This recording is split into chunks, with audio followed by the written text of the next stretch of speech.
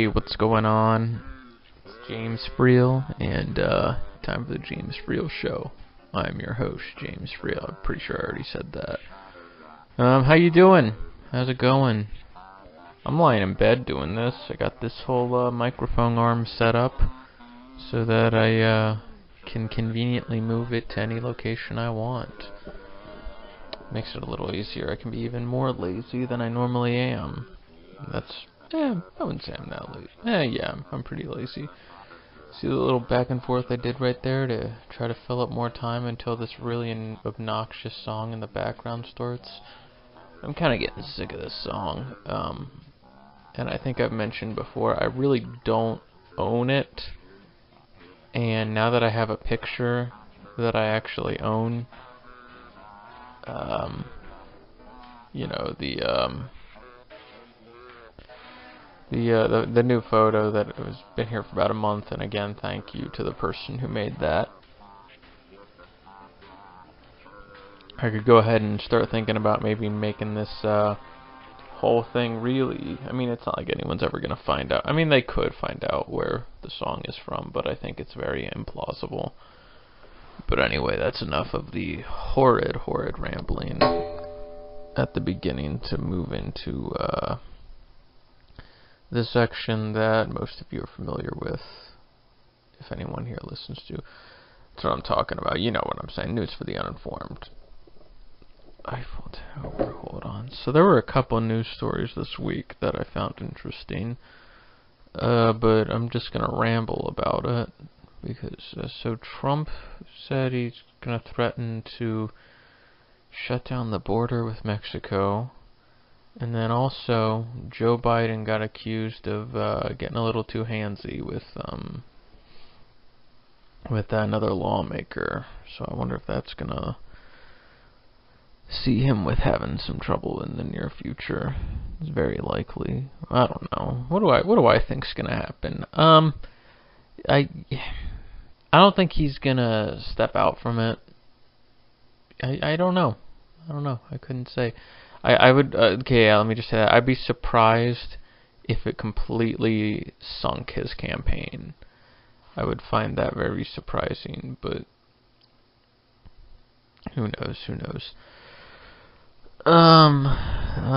So there's that. In sports video, the Orioles celebrate win over Yankees as if they just won the World Series. That's kind of hilarious. Let's take a look at this. Oh gosh, it's on that 12 Up website. That site sucks. Because you get on it and there's just a billion things you can't find what you're looking for. Okay, here we go. Okay, it's on their Twitter. Let's go ahead and try to find, and yeah, hang on. I'm going to go to the Orioles Twitter page. Let's see, the James Freel Show at gmail.com. I used to think that Gmail was like a professional looking email account. It definitely is not.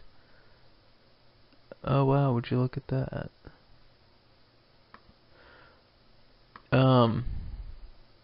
Shoot, hold on. So as I was saying, we're gonna go to the, why is Chris Rock pokes fun at Jussie Smollett during the NAACP awards. I gotta take a look at that. That could be the pop culture thing. Yeah, here we go. What the hell was he thinking? Chris Rock called out Jussie Smollett during the NAACP Images Award. Chris Rock's one of my favorite comedians.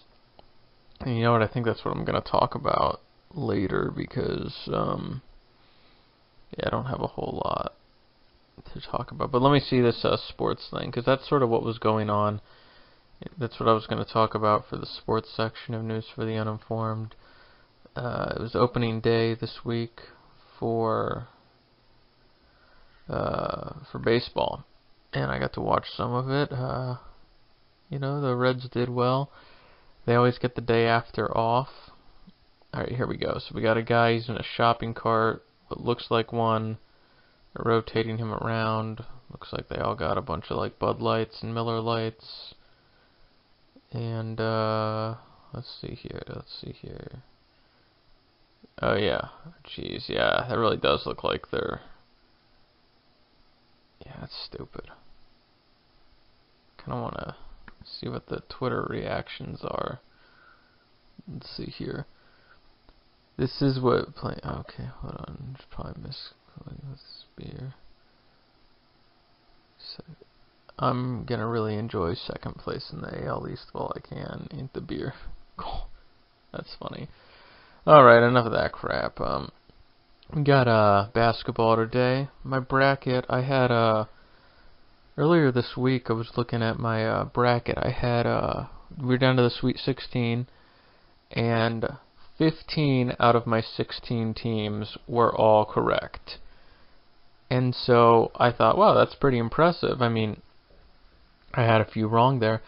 And then I thought, like, well, actually, I don't think it's all that impressive because there's upsets that are going to happen in the first round, but after that, I feel like the thing sort of, geez, my ranking's really low. I'm 100. I'm 1 mil. Holy crap! All right. Let's see what the top bracket with its predictions were and how well. What the best bracket in the. So he's got his Elite 8 right.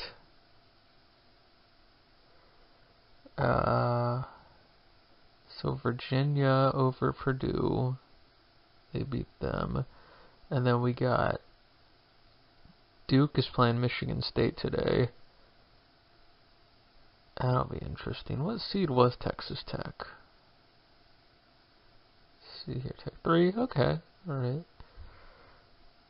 Texas Tech beat Michigan. And, yeah, I think I'm going to watch a lot of good basketball today.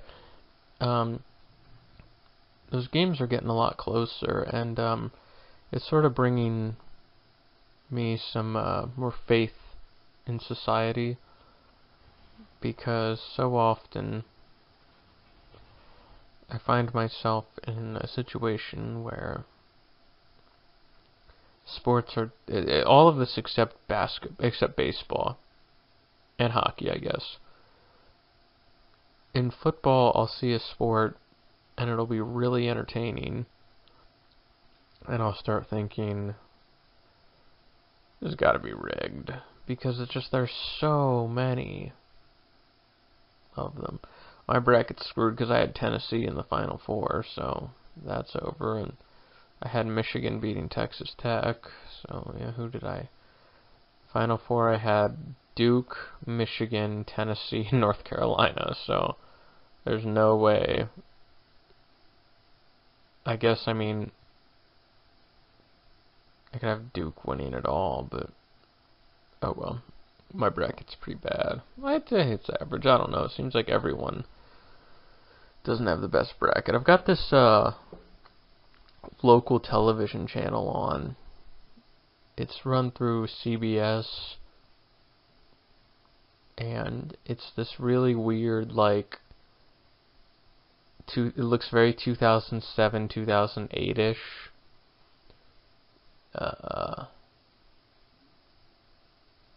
Yeah, it's just these athletic people who are walking around. It's supposed to be some sort of sports channel, and it's these athletes who are like, "Hi, my name is Sandra Robbins. I play basketball for Connecticut, and scoring a goal is really satisfying and all, but you know what's even better? Beating cancer." You know, just something inspiring. They'll say something like, right now it looks like they're talking about abuse. I've got it on mute. And, you know what I hate to say is, like, if I was watching this in 2007, I would probably be extremely inspired by it. The only thing running against it, or working against it, is stuff like this just never ages well, because it looks like it could have been made, or I don't think it was, but it could have been made by an extremely talented high school TV production class. I don't know. I mean, some of these people look like they're next to see Joe Peastrek, coach, and they're interviewing him. They got him next to the plaques. Man, that's one thing about my high school that kind of sucks. Is I back in 2013 and 2014, your boy James here, I had this really awful job that I'm kind of ashamed of. But I thought of it more as a hobby that gave me pocket change on the weekends. I think I got like $70 every 2 weeks or something for it. But so the job was, I was a choir geek in high school. Excuse me. And my senior year of high school, we got a show choir for the first year. It was our inaugural year. And I did not know what I was signing up for when I did it. But it turns out show choirs are an extremely competitive ordeal. And I was not prepared for that in the slightest. When I signed up, I was just like, oh, Glee's a fun show to watch. I guess I'll do this. So I do that, and little did I know that when I would show up to these competitions, these other high school show choirs had been essentially like practicing singing and dancing by singing their whole shows while running on a treadmill at like 12 miles an hour, or like sprinting on it. They would actually be singing it while running on a treadmill, and I'm just like, holy crap. I mean, I guess it can be done, but these guys were in crazy good shape, and I'm just seeing these other schools, and I'm like, man, we suck. And it wasn't one of those things where it inspired me to be better. It's like, there are things I would like to get good at, but first off, I'm capable of singing when I can and can't do something. But I'm not gonna lie, a lot of the shows were extremely entertaining. Pretty sure our school even hosted the home high school I was at. Holy crap, did they just use the Emoji Movie as a PSA to stop bullying? That is hilarious, because that movie got like turbo bullied. Like, I kind of felt bad for everyone involved in that. I don't know who to blame. I think it was just a bad idea for a movie, and it's one thing that cracked me up is when I saw that trailer for the first time on YouTube. I looked down to the first comment, and the first comment just said, "God didn't leave us, we left God." Oh, that cracked me up. But anyway, back to what I was talking about before. So these people, I still enjoyed watching the people sing and dance. Alex Randazzo, hockey player and filmmaker. He's standing on the ice. I hope he's got a cast on also. And he looks kind of angry. Anyway, yeah, I don't want to get off subject with these dudes, but so I still liked being involved with the show choir at the time, and I thought, hey, maybe these guys are gonna get to be better or something. Big mistake. Regardless, I had still graduated, and I lived at home while I went to college. I was like, I'm not doubling my tuition, my school cost by refusing to do a 30-minute commute. That's dumb. That's stupid. We're talking about education here, not the college experience. But regardless, so that's why, since I lived at home, I volunteered, and I did it for 3 years. The first year I didn't get paid. The last year I did. No, the first year I didn't. The next 2 years I did get paid. Yeah, this show's definitely showing its age. This dude's watching it on one of those televisions with the bubble screen. You don't see those a whole lot anymore. But, oh jeez, I'm really trailing off the rails here. I volunteered to be in charge of the music, so there were high schoolers who would play the music, and then I would direct it. And if the first year we didn't have a bass player, and basically, since we didn't, I would play bass while they did. Actually, I think the first 2 years, yeah, we didn't have a bass player. I was kind of proud of the last year of how I was. This one dude who had signed up for it, decided like he didn't want to do it. I'm like, okay, that's fine. You know, like I wasn't gonna like try to beg him to join, but the teacher who was actually running the class, because I think my official title was assistant director, and I don't know. Jeez, hold on. I gotta hit the pause button here. Don't let me forget, you were talking about being the assistant director. Alright, I'm back. Sorry about that. So, I don't remember where exactly I was, but I was talking about being the director. And I think there was like an upshot to that story, but I don't know if I can think of it now. I will say this. The class, and I may have mentioned this about a month or so ago, a little over a month ago. The class before I was in,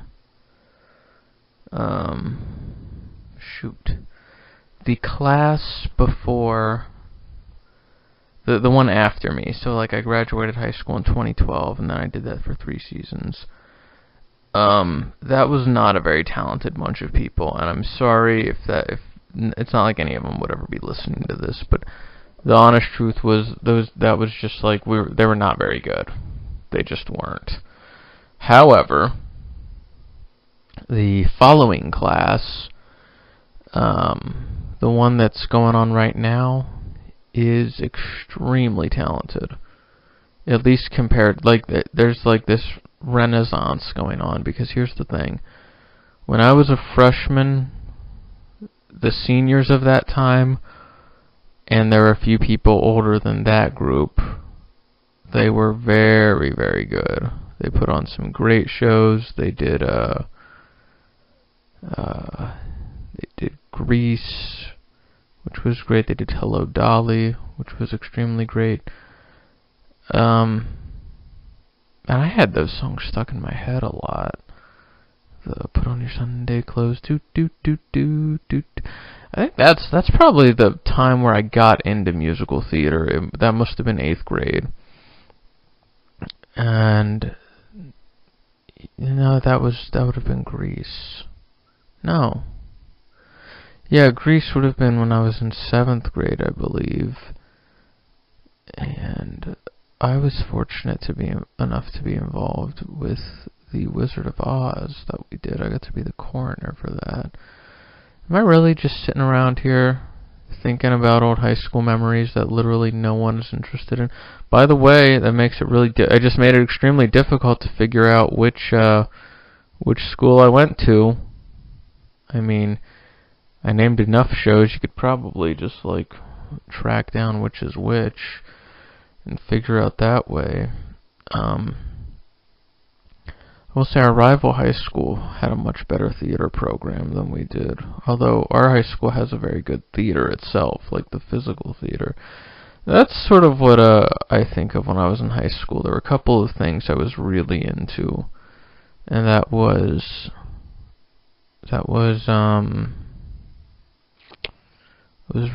in the marching band. I was in the rock band. We had this class, and I was the only dude who was in it for all 4 years that it existed, under the only guy who ran it that matters. Because my teacher retired when I graduated. And so my freshman year, it was just a like after school program, and then it became a class. and I was there for it. And I gotta say, like, my freshman year was the best year of it, as insofar as talent was concerned. In terms of fun and like social gathering and whatnot, it's definitely my sophomore year. And then junior year was actually pretty good with talent also. Socially it kind of went down, but it was still pretty good. And I mean, it was okay. It wasn't great, but it was just okay. That's how I would put it. And senior year was just garbage. It just went off the rails, and I try not to even think about it because it really wasn't. It just wasn't good. It just wasn't. But I think of that, theater. Although the funny thing about theater was I sort of slowly but surely stopped doing it. So freshman year I did not do the fall play. I just didn't. I don't know why I didn't. But I didn't. And then I went ahead and I did the musical, which was kind of a little bit, I don't know. Yeah, it's funny because I think of how I always saw myself as sort of a theater kid.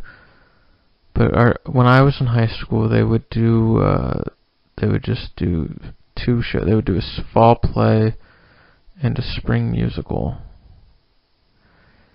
And freshman year, I signed up, but then I don't remember why, but I stopped going. I was like, I don't want to do this. Was it football? Did I want to go to football games? I don't know. For the life of me, I cannot remember. But then I found out they were doing the Wizard of Oz. I'm like, okay, I got to do that. So the following year, the fall play, I'm pretty sure I signed up for that. Yeah, I would have had to because my sister was in it. And she was a year above me. I'm pretty sure that was 12. We did 12 Angry Men. And I was the guard, and I was upset about that because I was in the primary cast, but I wanted a big part. And I would have much rather have gotten a large part in the secondary than I would have gotten a small part in the primary. But looking back, I'm kind of glad I was just in the primary cast because I got put ahead a lot of people who were more talented than I was. Well, that's just me. And so then after that, in the spring of that year, we did Once Upon a Mattress, which looking back I think was my favorite thing I was in, just because I got to sing and I got to talk and I had like my own number. That was very enjoyable. And then that following fall, am I still rambling about this stuff that no one cares about? Yeah, I'm gonna do it. I'm gonna go ahead and keep on doing it. And then that following fall, am I gonna talk about my week at all? No, I'm not. That following fall, we did Noises Off, which I just saw again. That was also really fun. And that was the last time I did anything in the theater department that was fun. And I'm coming to that realization now. Because that spring, they were doing the show All Shook Up. And I knew that one year I wanted to be in the pit band. I really wanted to do that, and I wanted to play bass for it. And it was Elvis music. And so I was like, well, this seems like a perfect year to be doing that. And so I go to the director and I tell him, hey, I would really like to play bass for this, and yeah, it'd be great. So I didn't audition for the show.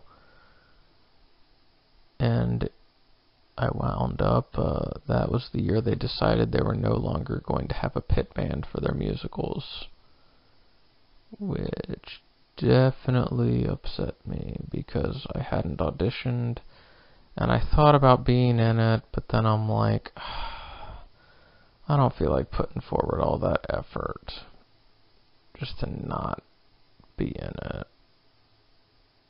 You know,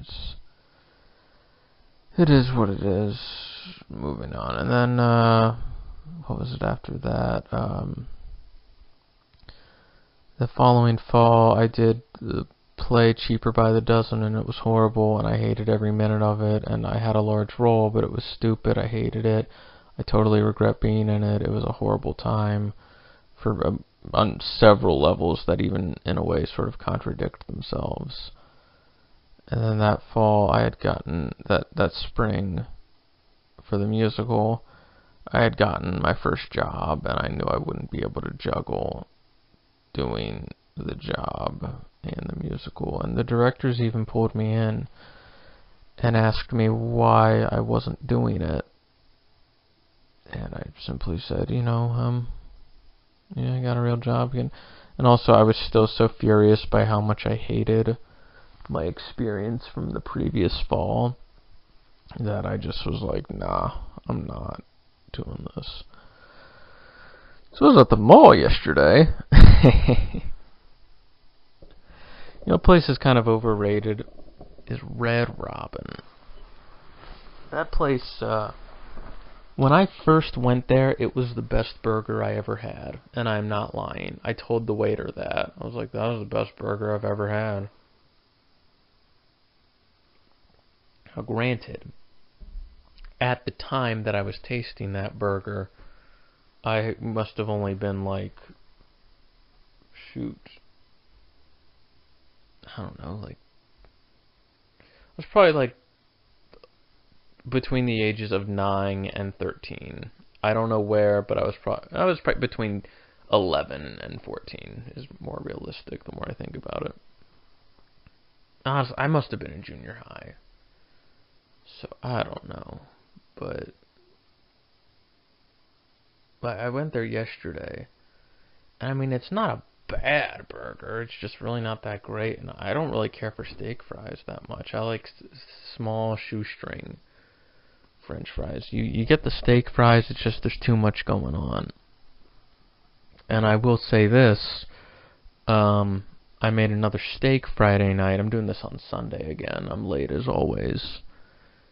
And my steak game is just as good. I'm sorry, you take that steak and you put it next to the untrained palate, someone who's like not like an aficionado of steak, just likes having one every now and then. You can put that steak, that $5 steak, it was like 5 and some change, it was under $6. You take that steak, put it up against, I'll put it up next to any of those Longhorn steaks, and tell me what you think. You just throw some butter, some garlic, some thyme, or however it's pronounced. Because I don't mean time like the measurement of what's happening.